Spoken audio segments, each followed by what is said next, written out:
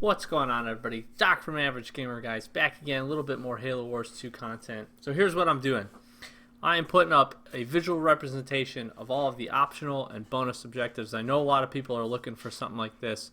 A lot of people are checking out the campaign guides, which are really awesome. If you don't need the walkthrough, then this is your video. Every minute on the minute, for a full minute, I'm going to run each of the missions in sequence through from the very beginning with the signal, mission 1, all the way to mission 12, last stand. And I'm just going to put up, again, the final summary screen of all of the optional bonus objectives, as well as the final objectives and their score points. Just like you're seeing here for the signal. I am going to kind of talk through the next 12 minutes or so, just what I think the ones that are typically missed for the signal. The only one you can really miss is going to be ramming the 5 grunt squads with the Warthog ram. So just make sure you do that. As we swap over to mission 2, a new enemy. This is the first real mission where you could probably miss quite a bit of stuff. A lot of optional objectives, a lot of bonus objectives. This one I don't think really most people will have too much trouble with for the most part, because they prompt a lot of this for you. You don't have a choice but to use Hellbringers. You pretty much have to use restoration drones, or they at least key you in really well. But I will definitely say that one that might get missed is going to be the bonus one for using the Marine Special Grenade. Some people just may never end up using that ability, so just kind of watch out for that one. Rest of this pretty self-explanatory, and they're there for you. Also, destroying the enemy base structures, just a side note for that. Plenty of base structures in this one, so that seems like a lot. For this mission, it is not. There's tons of small little areas that you can take out. As we swap in to mission 3, Ascension, again, another mission that has quite a few optional, quite a few bonus objectives. Here, making sure that you take down the banished vehicle foundries as the optional objective. Not too hard, but if you kind of work the fringes of the map, you might miss the one that's kind of in the center. The hidden facility gets a lot of people. It's on a small island down in the south east corner, so the bottom left or bottom right, excuse me, of the map. And there's 4 structures. It's not an actual base. It's just 4. I believe it's 4 power extractors. And then the rest of this, just make sure you're using the Archer Missile Leader power, and then a lot of kills that's going to be prompted, and then just making sure you keep your Spartan and your Wraith alive long enough to kill 20 squads, not 20 enemies, 20 squads. So over here, jumping over to mission 4, 130. This one, I'll just make another side note. 130 seems to be the mission to be able to complete a lot of the other achievements on, specifically co-op legendary, as well as lone wolf, which is solo legendary, all skulls. So just keep that in your back of your mind. You'll end up probably playing this one quite a few times if you're on the achievement hunt. But again, another mission with quite a few optional bonus objectives. To be honest, the hardest one here is probably gathering all the resources. They're pretty easy to miss if you don't know where to look. So do check out our campaign walkthrough guide.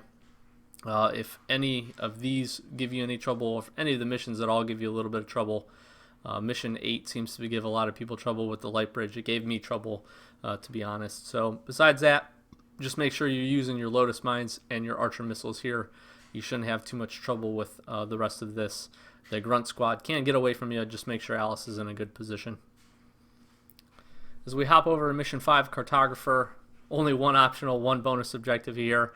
And you really can't miss either. I guess you can miss the mini bases in the central chamber, but I really don't think so if you're just kind of exploring the map. And then 30 enemy air units with Wolverines. That's probably one of the easiest bonus objectives you're going to get, because you'll be cranking out a lot of Wolverines, and that's a lot of what this mission ends up being with the Sentinels and the Banshees that you end up running into. So pretty quick and easy one. This one was probably one of my more favorite missions. I thought the whole Sentinel Swarm idea was really cool, and kind of a neat swap up for the environment that you've been seeing from the first few missions.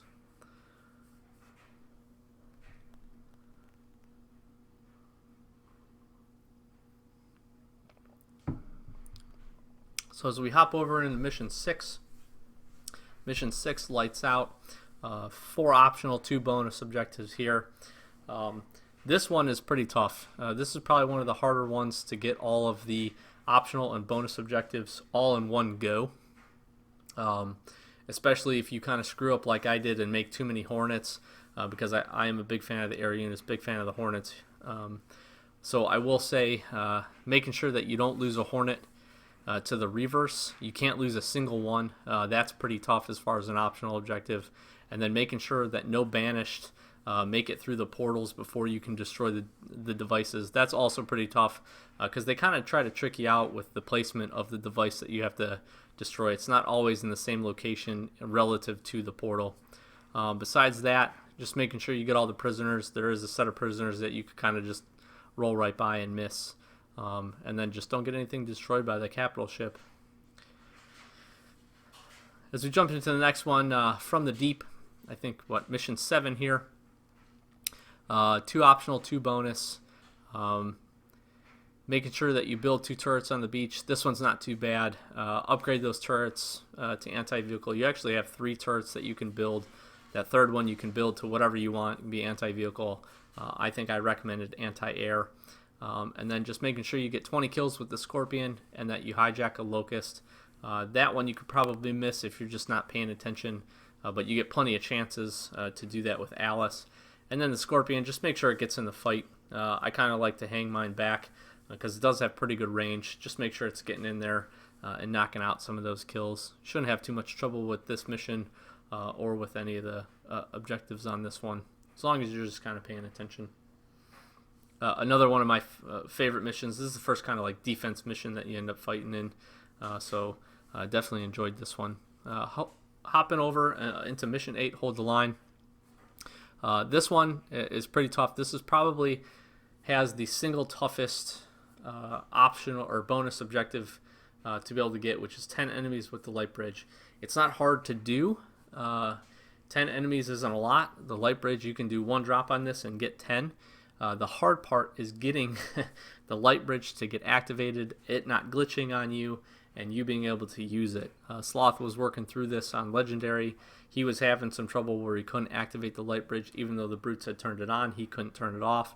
I played through this mission like 3 times, and the light bridge just never got turned on. So you're going to have to let the jump brutes take that center area, kill those garrison marines, and then they will turn the light bridge on. That's the one you're probably going to miss. If you miss the one with the turret drop, it's probably because you didn't use it. But besides that, there are just 2 side base plots, but you shouldn't have too much trouble finding those. As we shift over to Mission 9, Under the Dark, the one that's going to get most people here is going to be the plasma mines, just probably because they're used to making their units move in large movements. You got to kind of micromanage your first set of snipers that you get. Move them pretty slow, really kind of inspect the map. By the time you finish, I guess, the first half before kind of the intermediate cutscene that takes you to the second portion of the mission, you should be at about 40-ish or so. I think there are 43 or 44, or excuse me, I think there are about 13 or 14 mines that you can get in the second half.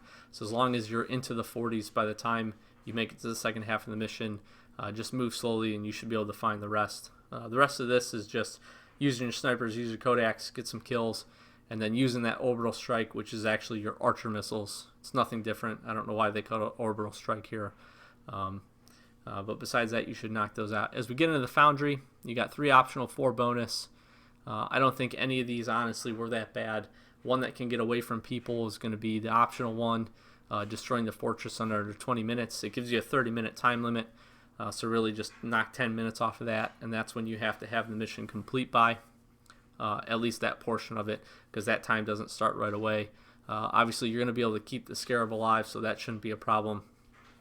Base structures, Scarab's going to knock out enough large bases by itself, and you'll face enough blisterbacks so you'll knock that out.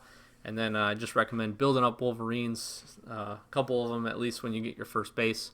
You'll easily get the Banshee kills with that. And then squads with the Scarab, again, shouldn't have any problems with that.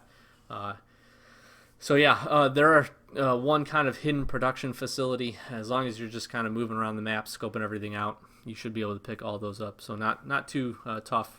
pretty fun mission there. As we jump into the Halo, 4 optional, 3 bonus objectives. You are definitely going to rescue Bravo Base. The one that you might miss here is going to be getting the scattered UNSC forces, because this map does not force you really to search everywhere. But if you are just kind of making a counterclockwise circle motion with units around kind of the outside of the map, you'll end up picking these up anyways. The one that you might miss is going to be either right behind Bravo Base, or there's also units right above the sea point, kind of near the top of the map. There's kind of a big waterfall. You'll get a Warthog and a Hornet there. The rest of this, not too bad. Just make sure you're making vultures and using their Y ability, and you should be all set. And then just don't let anything get killed by the Retriever Sentinel. This one's pretty easy, especially if you're doing a lower difficulty. Just dodge the Retriever Sentinel, and you guys should be all okay. And then we get the Last Stand. This is our last one, and honestly, you should get every single one of these. The only one that honestly I think people would miss would be the bonus objective for taking down the Scarab with Archer missiles. My recommendation is call in close air support when that first Scarab that comes in gets into the red health. Even when it just enters that, shoot Archer missiles at it. The Archer missiles will end up taking it out on easy at least, and that will knock this out for you. The rest of it is you're going to kill the 2 Brute Warlords. Just make sure as soon as they spawn in, you knock them out in 10 minutes. Besides that, get all your turrets, upgrade them, should be fine. So hopefully this was helpful. Again, each minute on the minute, you can zoom back through this, scroll back through it, pause wherever you need, and this is a visual representation of all of the optional bonus objectives. I've been Doc with Average Gamer, guys. Hopefully you guys found this helpful. Hopefully you enjoyed this guide. If you did, please hit that like, subscribe. We'll check you next time.